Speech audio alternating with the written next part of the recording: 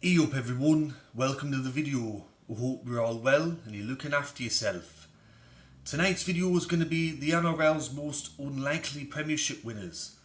So it's going to be a list of players where they might have been journeymen, they might have been players that didn't play much face grade and they just happened to be at the right place at the right time. But I've compiled a list of players over the last 112 years that were unlikely Premiership winners, and I'm going to do that list for you very shortly. But before I start, I'd just like to say a big thank you to everyone because I was informed today that I'm over 100 subscribers. So I've reached my goal, which I started at the start of May, which was I wanted to get to 100 subscribers. I think I was at about maybe 50, 60. And over the last couple of weeks I've staged up, and I just want to say a big thank you to everyone who has supported my channel from the start, and all my recent subscribers and everyone that's supporting Rugby League history. Thank you very much. So I'm going to do this list for you right now. So the first player that I've decided to name is John Reinberger. Now most of you might think, who's John Reinberger? He only played 2 first grade matches for Eastern Suburbs in the 1970s, and that was in the 1975 season. So he was originally a trialist with the Eastern Suburbs Rugby Union Club. He couldn't get in there. Jack Gibson signed him for the Rugby League team.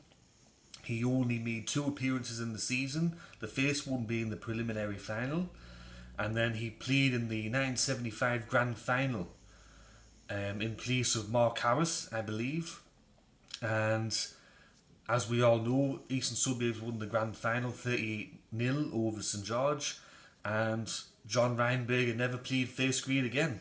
He never played first grade after that grand final. The next player on the list is Jim Duncombe. This is another one where people might be going, who's Jim Duncombe? He played for Canterbury in the 1938 season when they won their first Premiership.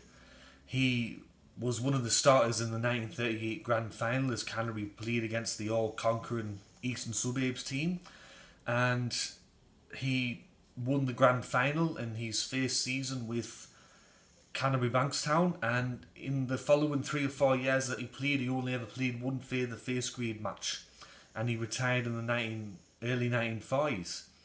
So he only played 4 first grade matches in total, and one of them just happened to be the 1938 Grand Final. The third player is Ron Knight. He played for Canterbury Bankstown in the 1942 Grand Final victory over St George. What made this appearance unique for Ron Knight was it was his first match of the year. He pretty much played the whole year in reserve grade for Canterbury, and then there was an injury on Grand Final day with the warm-up where they needed to replace a player, and they selected Ron Knight from reserve grade and just said, here you go, come and play for the first grade team in the grand final. So we played one match that year and won the Premiership. Another player that I've named is Wayne Springall. He won the Premiership with Manly in 1978. He initially wasn't picked for the 1978 grand final. It ended in a draw against Cronulla. Both teams had to face up against each other 3 days later for the replay, and obviously there was a lot of people that were battered and broken. So Wayne Springall, who was one of the reserve grade players, a bit of a journeyman, he got selected to play in the 1978 grand final. After his time with Manly, he ended up playing for Illawarra and was one of their foundation players. The next player is Gary Martin. Now, when you think of Parramatta in the 1980s, you think of Brett Kenny, Peter Sterling, Eric Grove, Ray Price, Mick Cronin, Gary Martin. Who's Gary Martin? Well, he won 2 premierships with Parramatta in 1982-1983. He only played 2 seasons in first grade. Most of it was from the bench, and he just happened to be in the right place at the right time, and he won 2 premierships with Parramatta from the bench. The next one's Matthew Callanan. He played 12 first grade games in his career for Canterbury Bankstown. He was mainly a reserve grader, but injuries meant that he was selected for the 1985 Grand Final against St George, and Canterbury ended up winning that match. So Matthew Callanan retired as a Premiership winner, having only played 12 first grade matches. The next player is Paul Shaw. He was a Premiership winner with Manly in 1987.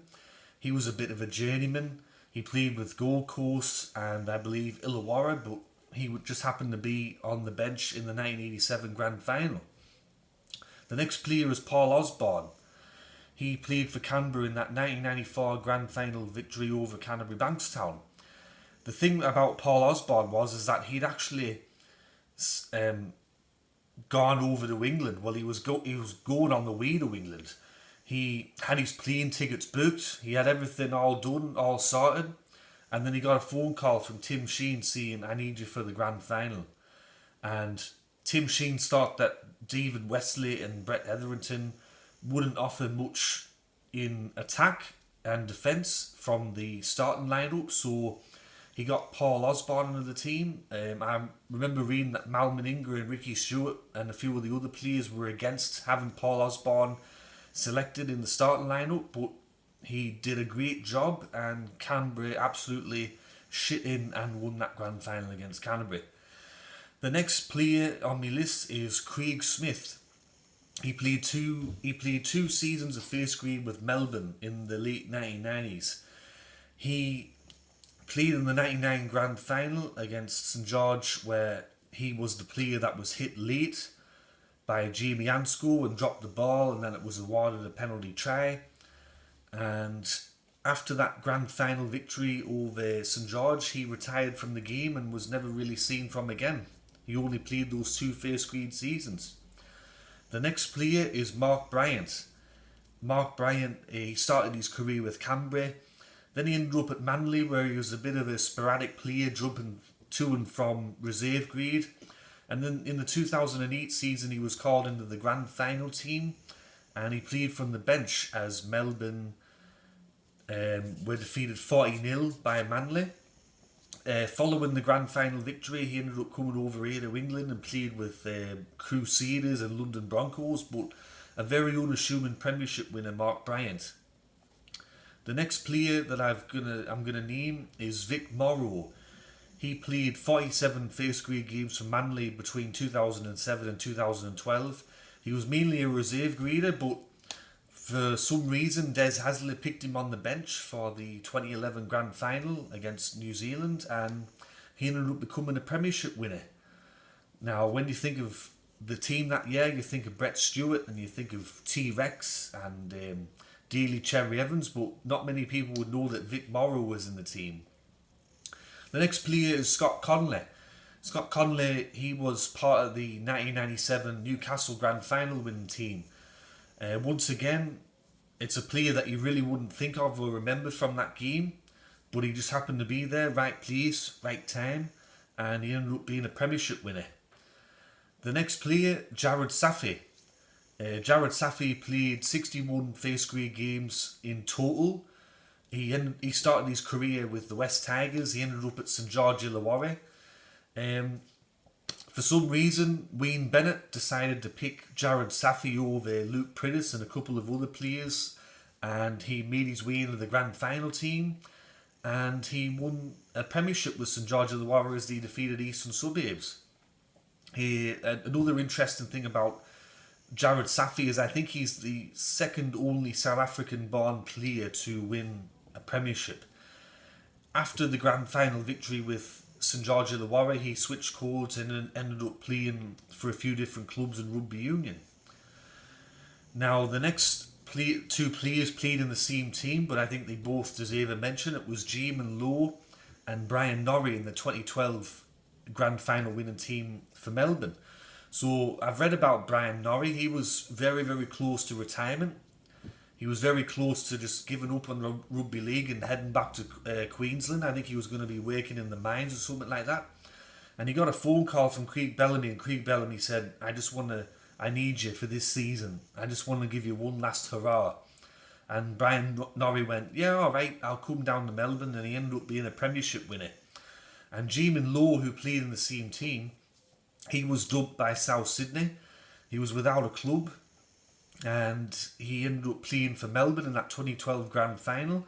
But when you think of that team, you've got Will Chambers, you've got Billy Slater, Cameron Smith, Cooper Cronk, not many people would probably remember or know that Jamin Lowe was actually on that team. And the last player that I'm going to mention is Daniel Mortimer in 2013.